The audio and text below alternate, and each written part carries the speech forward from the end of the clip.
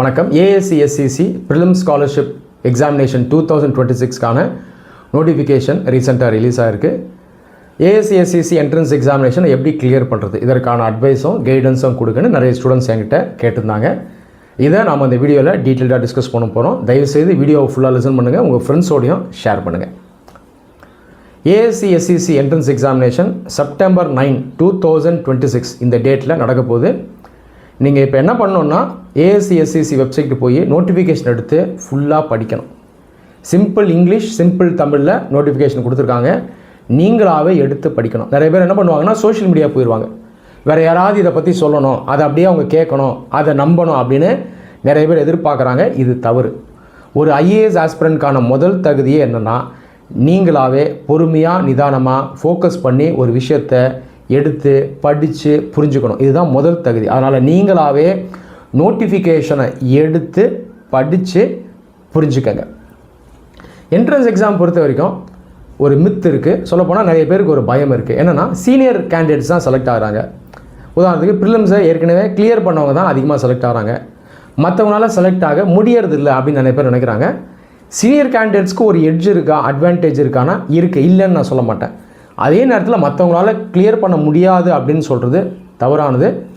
So புதுசாக ஆரம்பித்து படிக்கிற கேண்டிடேட்ஸ் ரெகுலராக கிளியர் பண்ணுறாங்க, அவங்களையும் நான் பார்த்துட்டு வரேன். அதனால் நீங்களும் கரெக்டாக அப்ரோச் பண்ணுறீங்க, எஃபர்ட் போடுறீங்க, ஹார்ட் ஒர்க் நீங்கள் கொடுக்குறீங்கன்னா கண்டிப்பாக உங்களாலையும் கிளியர் பண்ண முடியும். இந்த வருஷம் நான் ICM கோர்ஸ் கண்டக்ட் பண்ணேன். ICM கோர்ஸை அட்டென்ட் பண்ணவங்களுக்கு இந்த என்ட்ரன்ஸ் எக்ஸாமினேஷனை கிளியர் பண்ணுறதுக்கான வாய்ப்பு அதிகமாகவே இருக்கும். ஸோ ICM கோர்ஸ் முடிஞ்சிருச்சு, ஆனாலும் நான் சொல்லிக் கொடுத்ததை வச்சு நீங்கள் தொடர்ந்து படிக்கணும், ரிவைஸ் பண்ணணும், இந்த ஆக்டிவிட்டீஸை தொடர்ந்து செஞ்சுக்கிட்டே இருக்கணும். ஸோ இது செய்கிறதுனால உங்களுக்கு கிளியர் பண்ணக்கூடிய வாய்ப்பு அதிகமாகவே இருக்கும். சரி, என்ட்ரன்ஸ் எக்ஸாமினேஷனுக்கு நாம் எப்படி ப்ரிப்பேர் பண்ணுறது, இதை நான் எக்ஸ்பிளைன் பண்ணுறேன். ஒன் பை ஒன்னாக எக்ஸ்பிளைன் பண்ணுறேன். இன்னும் நமக்கு ஒரு 1.5 மாதம் இருக்குது. 1.5 மாதத்துலேயே நம்ம இப்போ தான் படிக்க ஆரம்பித்து கிளியர் பண்ண முடியுமான்னு கேட்டிங்கன்னா அது கஷ்டம். இதுதான் உண்மை. ஸோ 1.5 மாதத்துலேயே நம்ம எல்லாத்தையும் பண்ணி கிளியர் பண்ண முடியாது. நீங்கள் ஏற்கனவே படிக்க ஆரம்பிச்சிருக்கணும். அடுத்த வருஷம் மே மாதம் ப்ரிலிம்ஸ் எக்ஸாம், நியாயப்படி இந்த வருஷம் மே மாதம் நீங்கள் ஆரம்பிச்சிருக்கணும். அப்படி பார்த்தா ஏற்கனவே ஒரு 2.5 மாதம் நீங்கள் படிச்சுட்டு இருக்கிறதா தான் இருப்பீங்க. மேற்கொண்டு 1.5 மாதம் நீங்கள் படிக்கணும். இதுதான் லாஜிக். ஏற்கனவே நீங்கள் படிக்கிறது, ஃபாலோ பண்ணுற ப்ரிப்ரேஷன் பிளான் இதை மாற்றக்கூடாது, அதை கண்டினியூ பண்ணணும். இது இல்லாமல் டாக்டிக்கல் அப்படின்னா இப்போது இருக்கக்கூடிய இந்த இலக்கு என்ட்ரன்ஸ் எக்ஸாமினேஷன், இதற்காகவும் நீங்கள் ஒர்க் பண்ணணும், கொஞ்சம் அடிஷ்னலாக எஃபர்ட் பண்ணணும், சில விஷயங்களை இதற்கு நீங்கள் எக்ஸ்ட்ராவாக பண்ணணும். ஸோ இந்த மாதிரி உங்களுடைய ப்ரிப்ரேஷன் பிளானை நீங்கள் எப்போ மாற்றணும். இப்போ வரைக்கும் ஒரு 7 மணி நேரம் அல்லது 8 மணி நேரம் படிக்கிறீங்கன்னா அடுத்த 1.5 மாதத்துக்கு நீங்கள் இன்னும் எஃபர்ட் போடணும், இன்னும் ஒரு 2 மணி நேரம் எக்ஸ்ட்ரா படிக்கணும். ஸோ இந்த மாதிரி உங்களுடைய ப்ரிப்பரேஷன் பிளானை நீங்கள் மாற்றுறதுக்கு ரெடியாக இருக்கணும். இப்போ அடுத்த 1.5 மாதம் நீங்கள் என்னென்ன ஆக்டிவிட்டீஸாக பண்ணணும் அப்படிங்கிறத நான் இப்போ எக்ஸ்பிளைன் பண்ணுறேன். நான் சொன்னது போல் நீங்கள் ஏற்கனவே பண்ணுற ப்ரிப்பரேஷனை கண்டினியூ பண்ணணும், அதை ஸ்டாப் பண்ணக்கூடாது. நிறைய பேர் பண்ணுற தப்பு, என்ட்ரன்ஸ் எக்ஸாம் படிக்கிறேன்னு சொல்லி ஷார்ட்கட்ஸை நோக்கி போயிடுவாங்க. இதனால் ஓவரால் ப்ரிப்பரேஷன் அஃபெக்ட் ஆகிடும். இந்த தப்பை பண்ணக்கூடாது. ப்ரிப்பரேஷனை கண்டினியூ பண்ணணும். என்ட்ரன்ஸ் எக்ஸாமினேஷனுக்கு நீங்கள் சில விஷயங்களை பிரத்யேகமாக பண்ணணும். சரி, முதல்ல நீங்கள் என்ன பண்ணுங்கள், ASC/SCC PAQ இருக்குது பாருங்கள். இதுக்கு முன்னாடி நடந்த என்ட்ரன்ஸ் எக்ஸாமினேஷன் அந்த கொஷின் பேப்பரை எடுத்து பாருங்கள். இன்னொரு பக்கம் UPSC-னுடைய PAQ, ஒரு லாஸ்ட் 2 to 3 இயர்ஸ் PAQ எடுத்து பாருங்கள். ரெண்டுத்தையும் அனலைஸ் பண்ணுங்கள். அப்ராக்சிமேட்டாக ஆக்சுவல் UPSC எக்ஸாமினேஷனை கம்பேர் பண்ணும்போது ASC/SCC என்ட்ரன்ஸ் எக்ஸாமினேஷன் ஒரு 60 to 70% டிஃபிகல்ட்டி லெவலில் இருக்கும். குத்து மதிப்பாக நான் சொல்கிறேன். ஸோ எடுத்து அனலைஸ் பண்ணுங்க, உங்களுக்கு ஒரு கான்ஃபிடன்ஸ் கிடைக்கும். ஒட்டுமொத்தமாக கேள்விகளை எப்படி கேட்குறாங்க அப்படின்னு ஒரு ஐடியாவும் கிடைக்கும். கேள்விகள் பார்த்தீங்கன்னா கான்செப்ஷுவலாக வரும், ஃபேக்சுவலாக வரும், அனாலிட்டிக்கலாக வரும். நேச்சர் ஆஃப் கொஷின்ஸில் பார்த்தீங்கன்னாலும் உங்களுக்கு டிஃப்ரெண்ட் டைப்ஸ் தெரியும். Match the following, assertion types, statement type, straight forward question, indirect question. So ஒரு புரிதல் உங்களுக்கு கிடைக்கும், ஒரு ஃப்ரேம் ஒர்க் உங்களுக்கு கிடைக்கும். ஸோ முதல்ல நீங்கள் இதை செய்யணும். என்ட்ரன்ஸ் எக்ஸாமினேஷனை கிளியர் பண்ணுறதுக்கு ஒட்டு மொத்தமாக எல்லா சப்ஜெக்ட்ஸையும் சேர்த்து ஆன் அன் ஆவரேஜ் சிலபஸ் ஒரு 50 to 60% நீங்கள் கவர் பண்ணணும். ஆன் அன் ஆவரேஜ் சொல்கிறேன். ஆனாலும் இது எல்லா சப்ஜெக்ட்ஸ்க்கும் 10 மார்க் பத்தாது. ஒரு சில சப்ஜெக்ட்ஸில் நீங்கள் சிலபஸை கொஞ்சம் அதிகமாக கவர் பண்ணியிருக்கணும். இது எந்த சப்ஜெக்ட்? ஒரு 4 முக்கியமான கோர் சப்ஜெக்ட் இதில் வரும். History, geography, polity, economy. இந்த 4 சப்ஜெக்ட் பார்த்தீங்கன்னா சிலபஸில் வெயிட்டேஜ் அதிகம். ப்ரிலிம்ஸ் மெயின்ஸ் ரெண்டுத்துக்கும் கேள்விகள் அதிகம் கேட்பாங்க. இதில் அப்டெயின் பண்ணக்கூடிய மார்க்கும் அதிகமாக இருக்கும். சரியா? ஸோ இந்த சப்ஜெக்ட்ஸில் நீங்கள் என்ன பண்ணணுன்னா சிலபஸை கொஞ்சம் அதிகம் முடிக்கணும். இப்போ மற்ற சப்ஜெக்ட்ஸில் ஒரு 50% முடிக்கிறீங்கன்னா இதில் ஒரு 60 to 70% அளவுக்கு நீங்கள் சிலபஸை முடிக்க பாருங்கள்.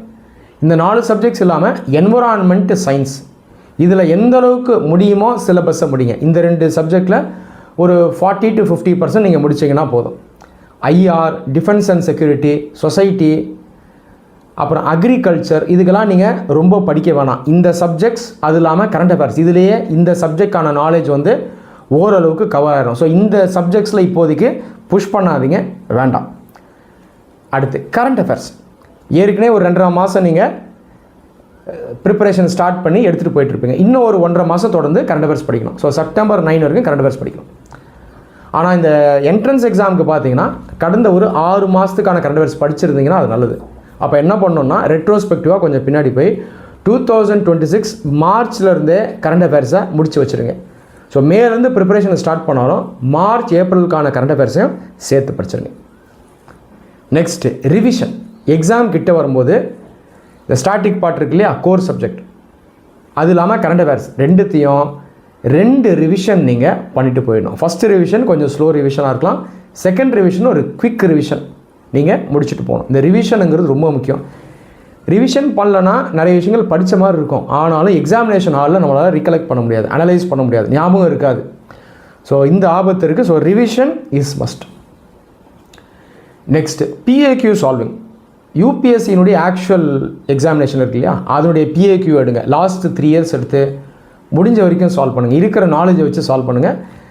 கரண்ட் அஃபேர்ஸ் அவுடேட்டடாக இருக்குன்னா அதை விட்டுருங்க, அதை சேஸ் பண்ண வேணாம். பட் முக்கியமான கோர் சப்ஜெக்டில் இருக்கிற கேள்விகள் நீங்கள் முடிஞ்ச வரைக்கும் சால்வ் பண்ணியிருக்கணும். அதே போல் ஏஎஸ்சி எஸ்சிசியினுடைய பிஏக்யூவும் எடுத்து நீங்கள் சால்வ் பண்ணுங்கள். லாஸ்ட் 2 to 3 இயர்ஸ் பிஏக்யூ எடுத்து சால்வ் பண்ணுங்கள். நான் சொன்ன ஆக்டிவிட்டீஸை எந்த அளவுக்கு எஃபிஷியண்ட்டாக பண்ண முடியுமோ நீங்கள் பண்ணுங்கள். டார்கெட்டை பற்றி யோசிக்காதீங்க. முடிஞ்ச வரைக்கும் நீங்கள் எஃபர்ட் போட்டு இதை நீங்கள் செஞ்சுட்டு வாங்க. ஆப்டிடியூட்லேயும் கேள்விகள் இருக்கும்.